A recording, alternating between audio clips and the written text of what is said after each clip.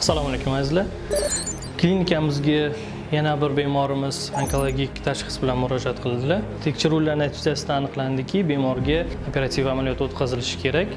Lekin ekokardiografiya tekshiruvida ko'rdikki, bemorning fraksiyasi, ya'ni yurakni chap qorinchani qon otib berish fraksiyasi past ekanligi aniqlandi va bu o'z navbatida operativ amaliyotga qarshi ko'rsatma bo'lib hisoblanadi. Lekin bemorda zudlik bilan operativ amaliyot o'tkazilishini hisobga olgan holda bemorni yurak fraksiyasini zudlik bilan oshiradigan zamonaviy dori vositalaridan foydalanib, yurak fraksiyasini oshiramiz, yurak qon tomir tizimining holatini stabillashtirib, bemorni operatsiyaga tayyorlaymiz. Ayni bemorimizda yurak fraksiyasi 41% ni tashkil qiladi.